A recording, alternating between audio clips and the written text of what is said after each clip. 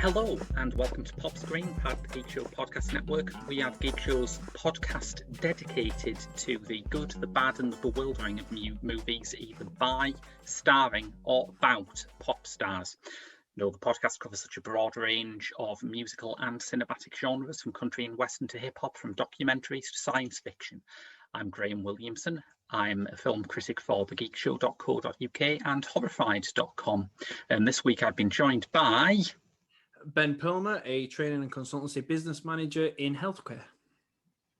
I always feel slightly inferior when I introduce you, and you know you've done that, and I've mainly just sort of written about films. Still living. Comparable, absolutely comparable. Well, it was too late to tag on an Avengers-style post-credit sequence, but just 2 months after the US release of this week's film Get On Up, Chadwick Boseman was announced to play Black Panther in the Marvel film of the same title, and so began the fastest ascent to legendary status an actor has enjoyed since James Dean.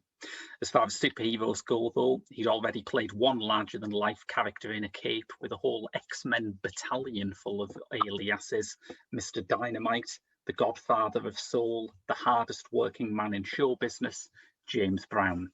That biopic, Get On Up, is the subject of today's episode. And I just want to start off by asking, what would you say you look for in a biopic? Oh, good question. I would say I like a biopic to be pretty accurate. I think that's probably the one thing I liked, because I don't like to see something that I actually really enjoy and be shocked by or really resonate with, only to then I'm the typical, I'm gonna search Google for this now because I need to know that this is true.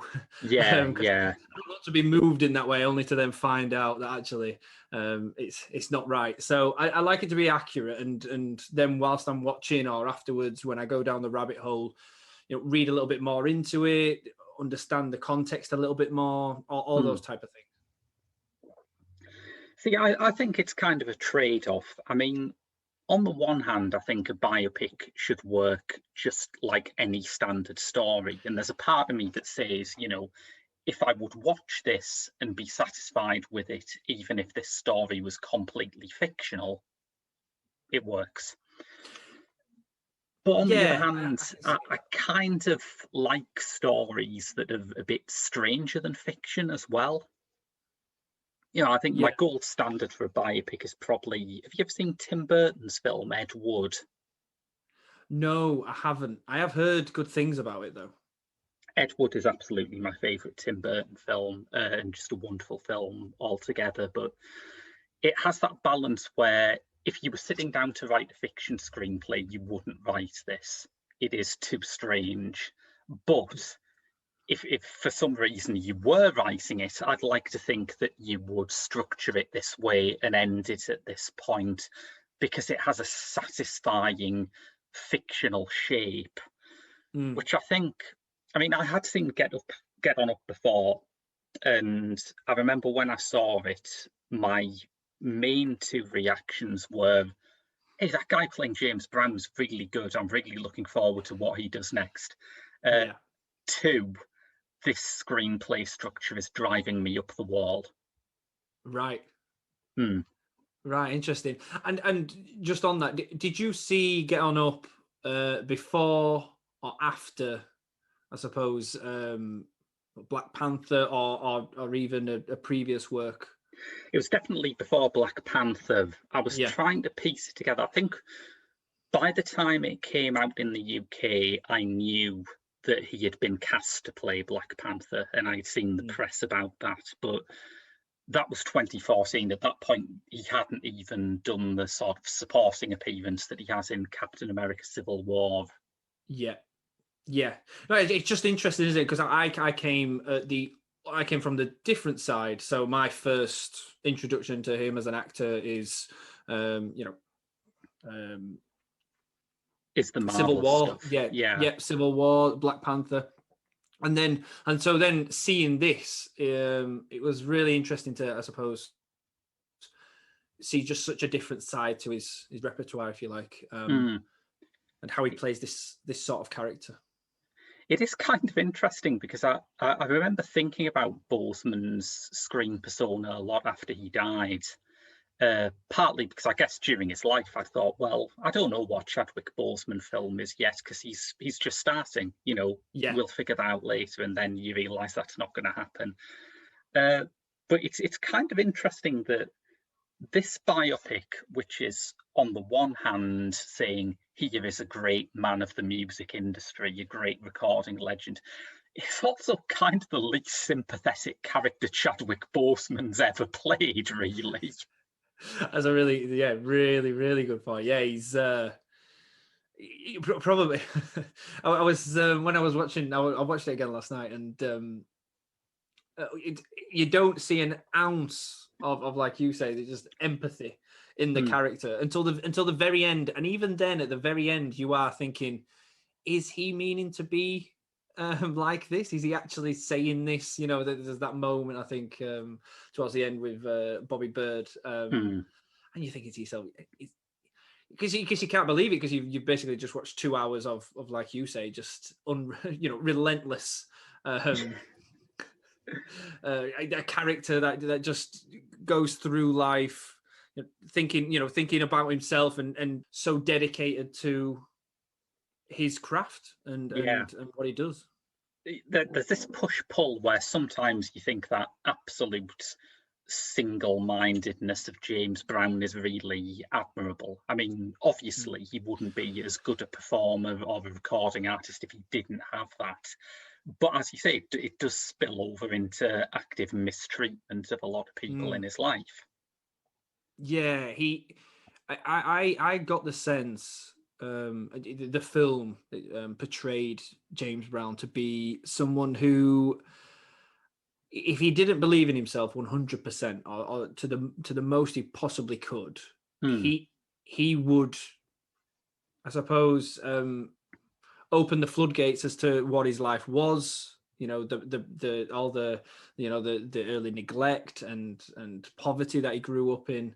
The moment he kind of comes down from that, I am James Brown, and referring even to James Brown in the third person, the moment that even if there was a tiny crack in the surface of that, there would be almost a breakdown.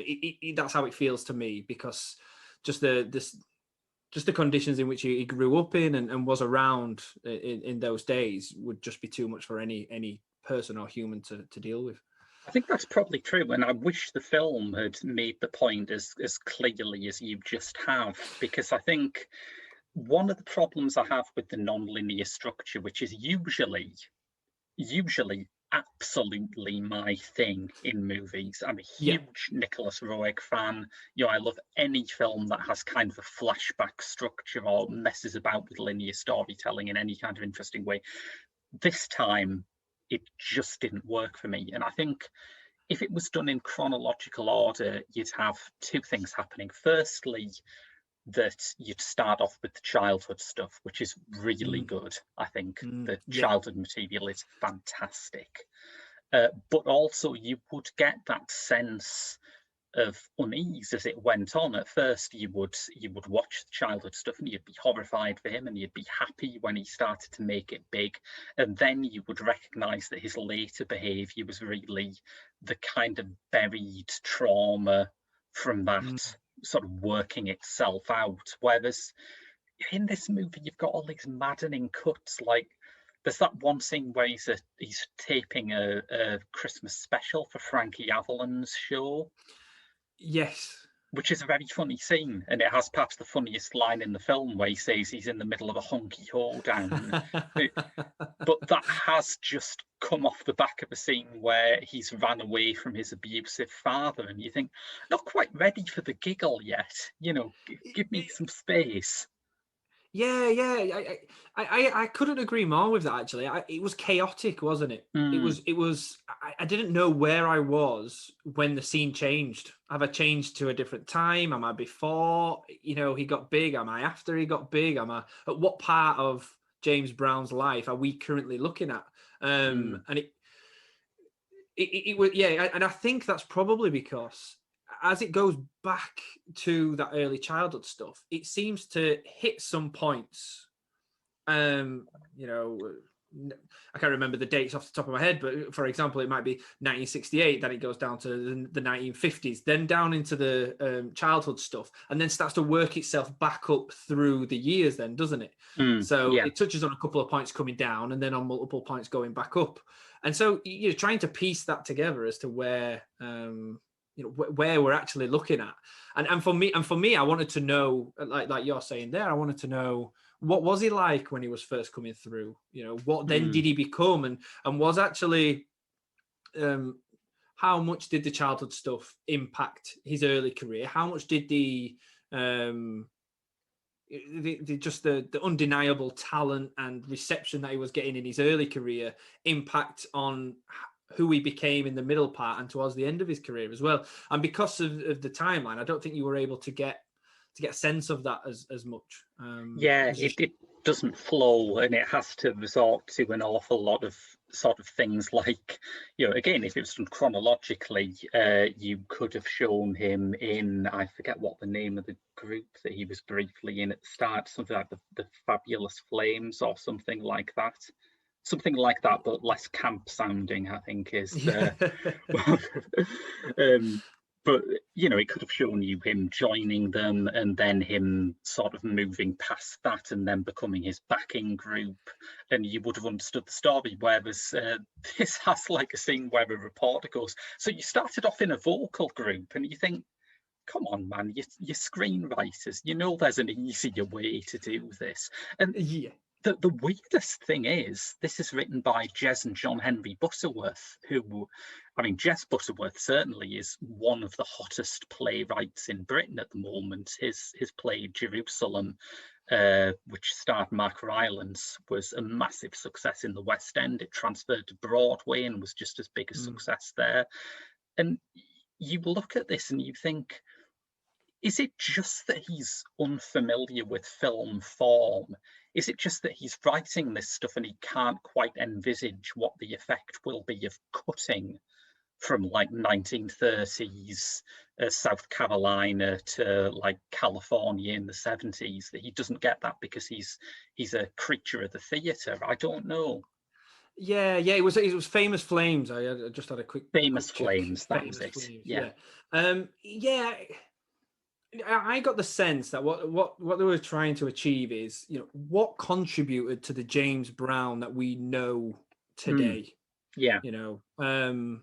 What a way to open the film. I thought, wow, we're straight into it here. And like The I say, opening then it's kind of like the Dog Day Afternoon of funk biopics, isn't it? It's absolutely. I was thinking, is this something from Quentin Tarantino that I'm watching here? He's incredibly calm whilst walking around with a shotgun. Yes. In a group of people. I'm thinking, I'm sure I've tuned into the right film. So yeah, that intrigues you, and it almost kind of goes, right, this is James Brown. You're watching a film about James Brown. Can you believe this is James Brown? Yeah. And now we're going to show what built up to this point. And I think the idea was a commendable one. I just don't think that they executed it very well. As we've said, just the chaotic nature of touching on different times before getting back to that more linear chronological progression. Yeah. And I think if you're going to do something like this, you really have to be a very, very skilled visual stylist as a director. Again, taking it back to Nick Roeg, there are parts of a film like Don't Look Now or The Man Who Fell to Earth that you understand because you can see repeated images and repeated compositions, and it just clicks in your brain, and that carries you through the moments where the narrative is not very clear on paper. I don't think Taylor, who has made some perfectly successful films that people have enjoyed very much, but he is not that guy, really. He's not doing a bad job, but he's not doing the kind of job you have to do to make this kind of project work. Yeah. I would agree with that. And like I say, just from that beginning point, I think it goes to the show where he's on with the Rolling Stones.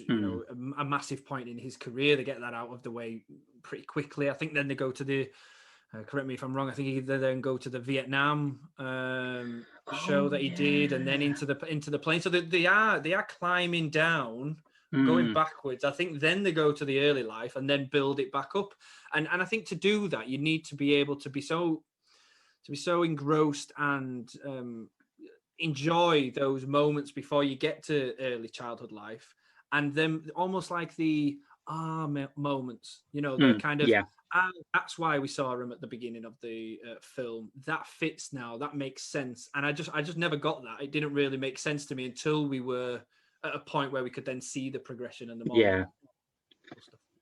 I think that Vietnam scene, I'm very glad you raised that, because that is one of the things that hit big now that I'm watching it in retrospect, because I absolutely found it incredibly easy to disconnect Chadwick Boseman's James Brown from Chadwick Boseman's T'Challa, but the Vietnam stuff is so much like The Five Bloods. It's really weird watching it now. And I've been kind of timid about rewatching The Five Bloods because, as a friend pointed out to me, Mark Harrison, who is often on this podcast, Chadwick Boseman's character in that movie already represents like lost potential and lost life. And you think, how much is that going to hurt rewatching it now he's actually dead? Of course. I mean, we couldn't talk about him without touching upon that, could we? What a shock! We want an absolute and somebody who 100%, in my opinion, was at the start of his career.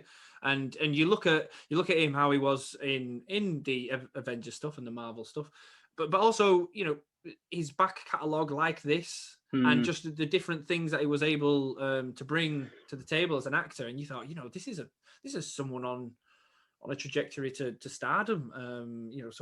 There were plenty of main character roles in some big films, I think, that were going to come in the future. And as we're recording this, he's just won a posthumous Golden Globe. The smart money is on him repeating that trick at the Oscars for Ma Rainey's Black Bottom. It's still a death that makes absolutely no sense. It's still an astonishing thing to think about. And I believe towards the end, he was even working whilst he was ill, wasn't he?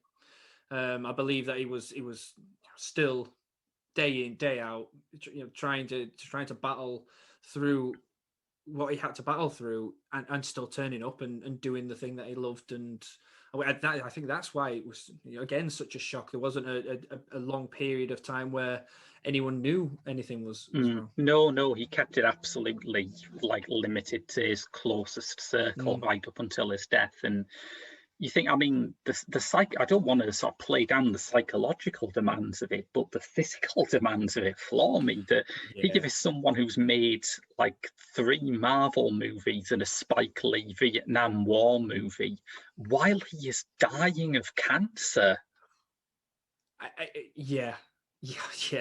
When you put it like that, especially, you think, it's astounding, isn't it? Absolutely astounding, and nothing but admiration. And God knows just what was going through his mind at the time.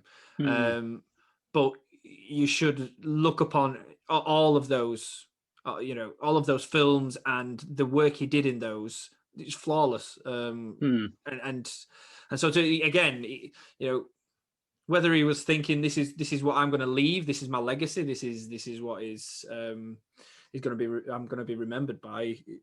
Who knows? But he certainly did a lot to remember him by, which was really good. I think it must have, when you have a disease like cancer, which works so slowly and gives you so much time to reflect, I think there must be part of you that is thinking in terms of, all right, say it happens tomorrow, what have I left? What can I do that's more than that? You start to look at your own mortality in a totally different way, don't you? Yeah. And I think it when it happens, as I've said earlier, it made me look back at his career and try and work out what the sort of threads of it are, because I do honestly believe that in 30, 40 years, people will be like talking about a Chadwick Boseman movie as being something that means something. It's something that is recognizable. I think so. I've not seen him in a film yet that I've not been impressed by his character, or and the biggest compliment I can give him is I always find that if as an actor you're able to portray different types of characters and from a range of different films, and immediately I don't just spend the entire film going, "You're the guy from Black Panther." Which is quite easily done, isn't it? It's so easily done with a film that size, and with the Marvel movies, and I suppose with anything that's on that scale, you feel like it's burrowed into your head about like 10 months before it's released.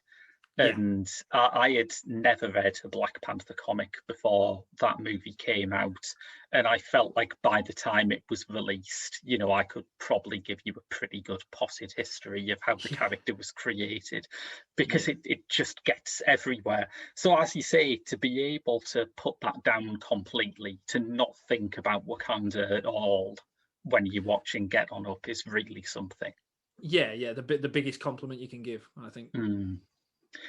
I think one of the other interesting things about Boseman is how often his screen work keeps going back to African subject matter. I mean, most obviously in Black Panther and its relatives, but also in something like A Message to the King, which is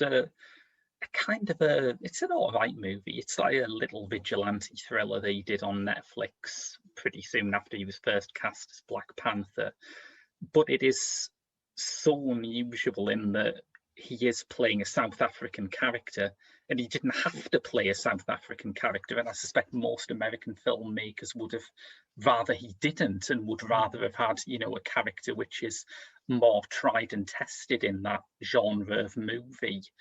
But he did that, and I think it seems like, I don't know exactly how that'll be remembered, but it feels like something that was very different and radical compared with how previous generations of African American film stars presented themselves. I think they could have even done a bit with it in here, because one of James Brown's biggest concerts was at the Rumble in the Jungle, the Ali versus Foreman boxing match in Zaire. Which I think if the film had maybe come out a few years later and there was more of a sense of what a Chadwick Boseman movie was, someone would have said, all right, we've got to take him to Zaire. Yeah, that's a big thing, but it isn't in there, sadly. I came to the film knowing quite little, so I did my usual. That was a fantastic film, and I really enjoyed that. And I want to know more about James Brown. So you start doing a little bit of digging, and I was actually quite surprised. I was like, that's a massive part of somebody's career, surely. So it was quite interesting to me that they decided to leave that part out of. Yeah, there is a whole documentary, I should point out, called Soul Power by Jeff Levy Hint, which is about that concert and all of the various acts who played it. So if anyone is interested in that, that's certainly worth seeking out. I think I'll be doing that myself. Yeah, it's a good movie. His screen career is quite an odd one. I suppose it's sometimes when you make a biopic of someone, you have to kind of take into account all of the indelible screen appearances they've made. I'll put it this way, I don't envy the person who has to make the authorized David Bowie film that you know is going to happen at some point. But Brown has not so many of those. He has some notable soundtracks. He did the soundtrack to Black Caesar, which is one of the tougher of the first wave of blaxploitation films in the 70s. Had a very memorable cameo in the Blues Brothers, of course, and who should turn up here but Dan Aykroyd as his manager. Yeah, Dan Aykroyd, what an actor. I really enjoyed seeing him. I cannot remember the last time I'd seen Dan Aykroyd have a substantial role in a movie before this, and I was really cheered to see him. I think he brings something to that no one else could. Yeah, absolutely, and actually, I probably going back to what we mentioned at the very beginning about James Brown, the character showing empathy and being empathetic. It's probably that part of the film that you actually see some emotion, from James Brown, and from having to bury his a longtime friend as well as yeah. I think part of the reason why Aykroyd works in that role is that by that point you have seen Brown with Little Richard, who's played very well, I must say, by Brandon Michael Smith, and it is a fine attempt to imitate the inimitable, in my opinion. But Little Richard has warned him that, look, as soon as you get into the music industry, you're going to be surrounded by a lot of greedy white men who just want to rip you off sideways. And you listen to that and you think, yeah, he's right, but there's a part of you that as soon as Dan Aykroyd turns up, you think, maybe in his heyday you'd cast Dan Aykroyd to play a bastard, but now when he hasn't worked for so long, there is so much affection towards him. He carries such a nostalgic weight. You kind of feel reassured to see him as soon as he turns up, I think. Yeah, he does. Because they obviously say that so early on, and then all of a sudden within a few scenes, that's exactly the position he finds himself in. So you're immediately mistrusting of everybody that he comes across, aren't you? You're like, oh, wait a minute, this is what's going to happen. It's written on the wall, and it was a pleasant surprise to learn and to find that actually the relationship was a very one of mutual respect, love, and probably as the scene of him burying Dan Aykroyd's character was going on, I was starting to think to myself, probably the only father figure James Brown ever had to a certain extent. Whether or not you could go that far as to say a father figure, but somebody, certainly a male to look up to. And I think there's something in it. Yeah. I mean, he's one of the few people in the music industry who thinks that James Brown can operate with greater creative control than other people are willing to give him, which is a running theme of the movie. And one of his positive aspects, one of the things that makes him a character you stay with, is that he is very savvy business-wise. When he explains how his records are promoted, I did sort of think, did James Brown invent the idea of going viral? Yeah, what? There might be something in that, actually.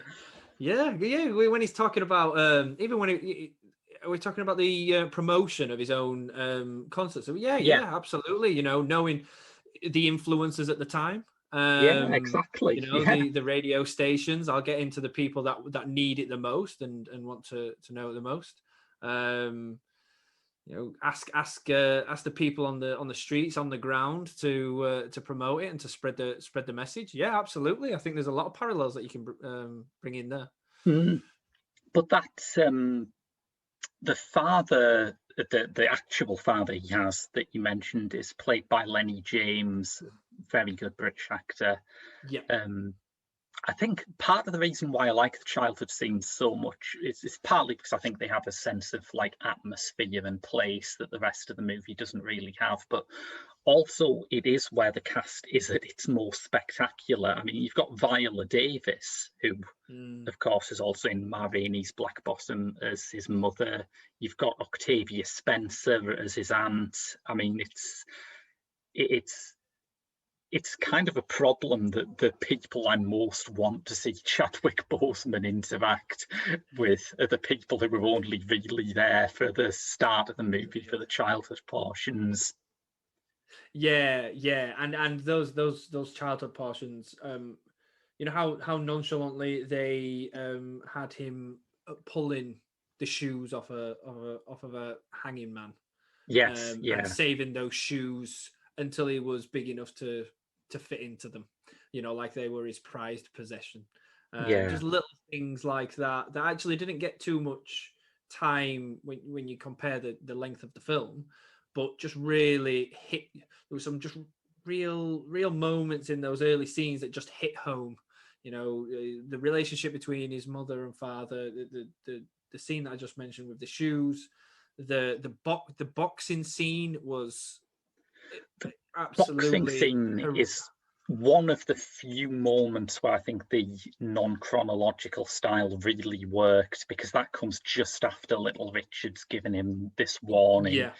And you see this crowd of white men arranging this really ghoulish kids boxing match where a lot of black kids beat each other up, and you think, finally a cut that makes sense. Yes, yeah, that added a bit of context, a bit of Absolutely. meat to the understanding of James Brown, the person, the man.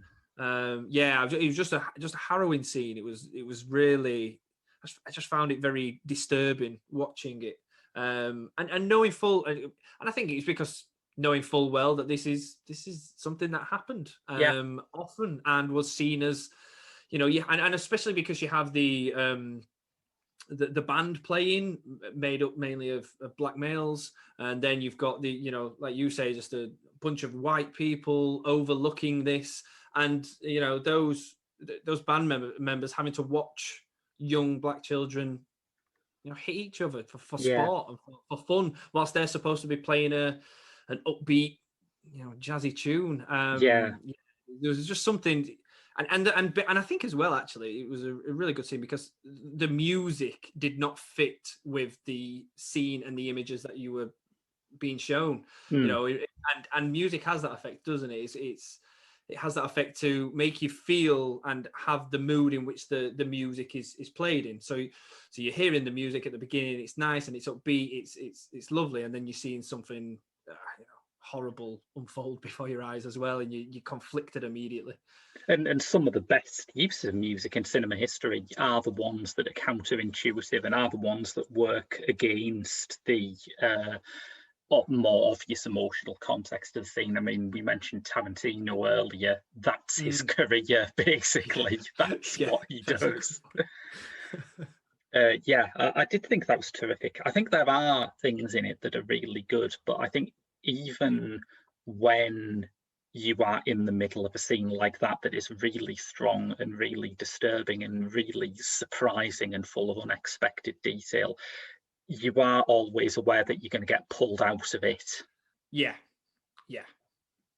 And I think that the movie's attitude towards what it sets up is very strange. It's like there's a whole bit with Tika Sumpter, who sort of comes on board the tour bus, and she's one of the backing singers. She's playing Yvonne Fair, and everyone speculates about how, James is going to be around her, and in real life he was, and she was the mother of one of his children, and she co-wrote I Got You, one of his signature songs.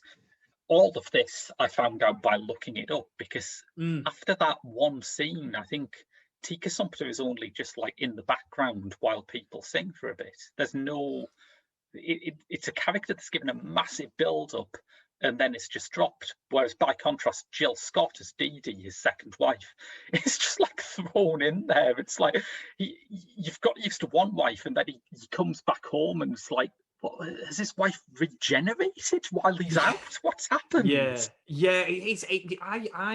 I couldn't agree more, because I was actually wondering what had happened. So somebody coming to it fresh and not really knowing too much about James Brown's life. And there is that scene when they come on the tour bus, and I'm thinking, right, okay, this is a main character. They've given some dedicated screen time to this person. I'm going to get to know this person and understand where they fit into James Brown's life. And I think straight after they go to being on stage, and he's singing a song, and he looks over to her, and she's giving the eyes back, and she's singing along as well. And then he falls over, looks up, and the camera pans to his second wife. And then from there on in, that's the one that you see. And you're thinking to yourself, what about her? What just happened, to that character? And afterwards, totally the same as yourself. I was just going, what happened? Did I miss something? There's something being entirely cut out. It seems like it's like there's maybe been about 20 minutes in there, and they've just gone, no, actually, we're going to have to cut that, but we can't leave this person out. So we'll just make a little nod to her. Yeah, absolutely. And, people, we were talking earlier about accuracy in films based on true events. And I know some people sort of look very askance at this practice of taking like 3 characters and merging them into one, say, oh, why do you have to do that? It's like, well, this is why. Otherwise, the film just becomes a conveyor belt of important people coming on for one scene. Yeah. It's a really good point, actually. It's a really good point, because it did more damage having that bit in there than it did if you wouldn't have had them in at all. I hate that I'm arguing for a Tika Sumpter performance to hit the cutting room floor, because I think she's very underrated. She's very good in The Old Man and the Gun alongside Robert Redford and Sissy Spacek. But it's just a really distracting scene, and it never pays off or anything.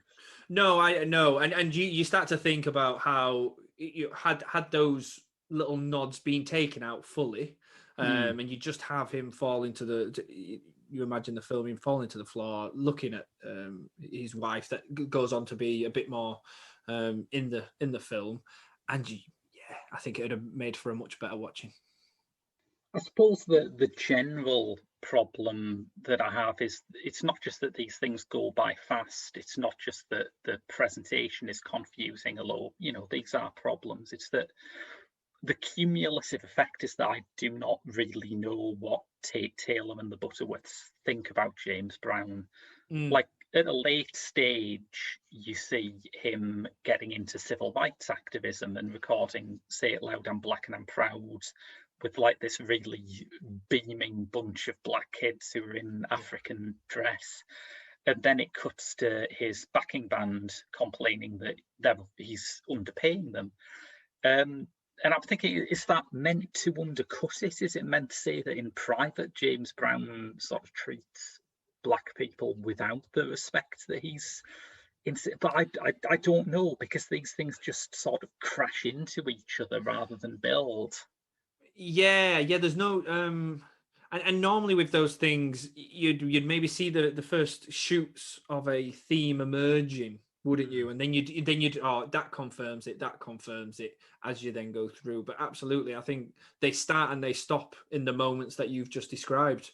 That suggests this, and that is all we're going to say on that matter. And on this, we're going to show you this little snippet, and we're going to, and it could suggest this and it could suggest that, but actually we're not going to then reference it or do something along that theme in the rest of the film. And so, you come away from it and thinking, they could have built on that. They could have given us a little bit more. For all with the end of getting to know James Brown, the person, the man. I think his activism, I guess maybe the reason why they fudge it is that his political views were like hilariously all over the map in his real life. I think the most characteristic part of James Brown's political life was when he campaigned at the '68 election for Hubert Humphrey. And a lot of people in the civil rights movement were disappointed. They said, come on, this is a guy who's going to like escalate the war in Vietnam. It's a guy who's dragged his heels on President Johnson's civil rights legislation. Why are you as a black man supporting him? So Brown then went and played Nixon's inauguration, which had them all going, when we said rethink what you're doing, we didn't mean do something even worse. That wasn't the path we intended. Yeah, it was an area he should have never been near. Keep your genius in your own field. The Nixon stuff, and I think he actually went on to say that he ended up losing a lot of his black fans. I don't think it's a coincidence that although his career was remarkably consistent and he never stopped touring and recording, that kind of early to mid 70s either was the real fallow point of his career. And of course, when you look at a funk musician, particularly one as influential as James Brown, you think the early to mid 70s weren't good for him. Really? What better time is there for funk music? So you think, all right, there's something else going on here. And you're right, it probably was the Nixon stuff. Should we talk a bit generally about James Brown? I think that'd be a great idea. And it's something actually. Just before we started this, I thought I'm going to have to admit this. And what it is I came to this film knowing very little, if anything, about James Brown. I knew the name, I knew a handful of his songs, but that was it. Yeah. And as the film went on, and like I've mentioned, I started to think, I want to know more. More than the film was almost giving me at times. I just wanted to read a little bit more about things. And so afterwards, I was doing some reading, and even from the film itself, just really made me quite embarrassed to not know that much about him. I kind of came away going, how can you consider yourself someone with a wide range of taste in music and then not know a great deal about James Brown? Because even just whilst I was, listening to songs in the film, listening to songs afterwards, I'm thinking I could hear different things. Like Red Hot Chili Peppers is one of my all-time favorite bands. I can hear some of the stuff that was in the film, and afterwards I can hear some of that in the Red Hot Chili Peppers songs. And then you're starting to think, how have you got to this stage with not knowing as that much about James Brown? And that was an interesting question for me. It's funny, isn't it? I had a similar train of thought. I do like funk music a great deal. I think generally when I listen to 70s and 60s funk, I'm more likely to go for Betty Davis or Stevie Wonder than I am Brown. And I was trying to think about why that is, because that is strange, because when you think of funk music, you think of James Brown. He invented it. He's the biggest figure in it by a mile. I was trying to think of why that is. I think for me, it's because when I want to get into an artist, I want to listen to an album. I don't want to listen to a greatest hits compilation. I want an album. Right. And Betty Davis has some fantastic albums. Stevie Wonder, of course, has some of the most acclaimed albums ever made. James Brown was just never that much of an album artist, I think. I can see that. I can see that, and there's something in it as well in that a lot of his work was honing in on the genre of funk music as well, wasn't it? It's not as if overnight he had the finished funk sound. It's not like he went into his record company and went, now this is going to sound kind of odd to you at first, but bear with me. Absolutely. So I think actually James Brown is much better listening to from beginning to end, and how that sound changes and how he tinkers with it, and how the music starts to change, and then starting to see, right, okay, I can see these bits in artist afterwards. You know, the Temptations. I absolutely love the Temptations, and you start to then see, some of the things that the Temptations have, and you can see the influence being drawn from James Brown. And I think actually, you're right. As a he's got some great singles in there. As an album, you probably don't get the true genius that is James Brown unless you listen more chronologically as to how the sound evolved and went on. And I think the other thing, I think there is a level of truth in that. I have a great soft spot for James Brown's ballads like Lost Someone or Please, Please, Please, which is played in this film. And, that was obviously a part of his work that became less central as it goes on. The other thing that I would say is that I think the core of James Brown as an artist is really expressed live. And I don't think it's a coincidence that the one album he has that has that kind of sort of songs in the key of life, what's going on kind of reputation is Sex Machine, which is a double album and half of it is live. And that's where James Brown's genius really lives, when he's on stage. Yeah, very good point, actually. That's one that I hadn't considered. Do you know what I found myself doing, actually? I found myself thinking of an artist, a very similar period, Elvis Presley, for example. Who Brown was a huge fan of, by the way. Yeah, I did see that as well. And I know about Elvis Presley and everything about him. I know his songs and all those type of things. And knowledge that wasn't gained through Googling or having a look. It's just that kind of knowledge that you pick up over the years, because everyone talks about him. Everyone still talks about him, and everyone talks about him in such glowing terms. And then I look at James Brown, who I think you could argue at the time was, as big and as influential in the music scene, creates this amazing genre of music in funk music, and is credited as being a massive influence in singers, songwriters from that time onwards. Most notably, Michael Jackson as well. When I was seeing James Brown, in the film, some of the moves, I'm thinking, that reminds me of Michael Jackson. And lo and behold, when I do some research, Michael Jackson names him as his biggest idol. Yeah. So then I was thinking, well, if that's the case, and I'm comparing these two musicians side by side, why is it that I grow up knowing of Elvis Presley and the things that go with Elvis Presley, but very little of James Brown?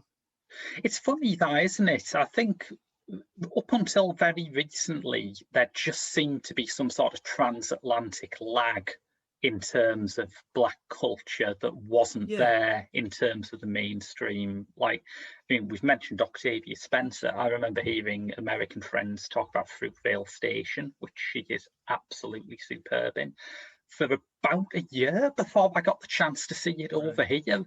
And I was thinking, if there was a similarly buzzed about American indie that starred Amy Adams or Julianne Moore, I would not have to sit on my ass for a year waiting to see that. And I think that is a very good point. That is only just being corrected. I think that it has only just got to this point where people have got rid of this stupid idea that people in this country need some sort of a translator for Black American culture. Yeah. It's just so alien that you wouldn't get it otherwise. Ridiculous. But I think there was something in that. I think that there is something in. Rolling Stones, for example, put him at number 7, I think, in the greatest all-time artists. I think it is. Right. And so I saw that last night, and I'm thinking to myself, how do I get to 30 years old, and only through watching Get On Up do I see James Brown and actually get an interest and start to dig a little bit deeper. I should, from somebody as influential as he was to music, being exposed to that type of thing naturally, as I was, say, Elvis Presley. I think the other thing, and it's a thing that kind of affects Elvis, although he managed to break through it a bit, is that in the 50s and early 60s, artists' albums were churned out on such a production line that usually you've got like an album of good material that is spread over about 3 different albums that were released within 15 months of each other, and it's just a ridiculous work rate. Some people managed to break through it, you know.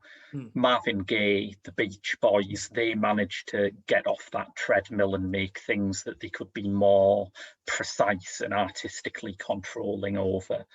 But for James Brown, I don't think that was kind of really the point. I think, to go back to my earlier point, he would rather have the biggest tour of the year than have an album that, you know, Rolling Stone would put on their #1 of the year.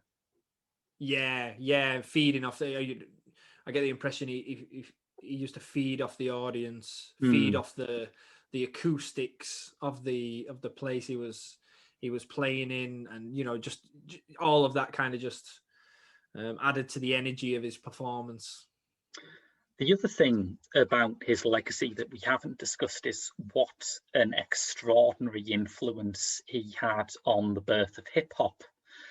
Because, I'm currently reading Can't Stop, Won't Stop, A History of the Hip Hop Generation by Jeff Chang, which is firstly a fantastic book of social history. Like, even if you don't have any interest in any of the artists discussed there, it's such a great book about race and society in America over this kind of 1970s to 1990s period.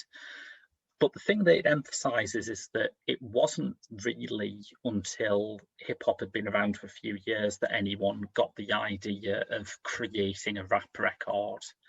Originally, it was a live format. It was about DJs mixing together tracks in an unusual way. Maybe occasionally, you know, someone would rap over the top of it, but it wasn't the focus of it. And of course, that presents a problem, because if you've invented a genre, there aren't really many discs that you can spin that fit into that category. So they often used to go to James Brown, and they went back to James Brown so much that one of the pioneers of hip hop, Curtis Blow, said "Give It Up or Turn It Loose" by James Brown is the national anthem of hip hop. It's like the absolute cornerstone of it, even though it itself is not a hip hop record. It was absolutely unthinkable to have a block party in New York in the 70s and not have that record on. just the must have at any such party. A bit like you'd go to a wedding and have My Way always on, or something like that. It had this weird effect too in Clyde Stubblebine, his drummer, who is like briefly seen in this film, had probably the most famous moment of improvisation in musical history on one of Brown's B-sides. There is a James Brown B-side called The Funky Drummer, which, as the name suggests, is mostly a showpiece for Clyde Stubblebine. And there is a particular drum solo that he does towards the end, which, once rap started to get out of the block parties and started to become an album medium and a single medium, people who were looking for a good beat to sample and rap over really fell on that. They realized that you could loop this thing and it sounded like hip hop before hip hop existed. The only problem was that at the time sampling existed in this complete legal limbo. So I assume it's changed now, but for like the first 3 or 4 years of this happening, Stubblebine wasn't actually seeing any money from it, despite the fact that you could like turn on any urban radio station in America and you'd be hearing his drumming more likely than not. Yeah, and that goes toward, is James Brown referred to as the most sampled artist? He is, yes. Ever, yeah. I'd forgotten about that, and you can believe it. Yeah, just from what you're saying there, absolutely. I can imagine he's I think there's many a song where he's sampled on, and I think even towards the latter end of his career, he did some work with artists, you know, doing some duets and things like that. Yeah, it's an amazing career and it produced some amazing music. And I have to say, in the final analysis, without the music and a lot of the cast, the film would just not have worked at all. But I think they combined to keep it about afloat. Yes, yeah, I would agree. Chadwick as an absolutely great lead that you are drawn into throughout, and the music and just general interest in James Brown's story, the person that you know as one thing, and understanding where he came from and his roots. Yeah, that's what pulls it through. The rest of it, Yeah, it's a little bit wishy, isn't it? Well, that's about it from Pop Screen this week. But just a reminder that if you subscribe to our Patreon at www.patreon.com/The Geek Show, among the many other goodies you can get is a monthly bonus episode. Until next week, that's been your lot from Pop Screen. I've been Graham. I've been Ben. And we'll see you later.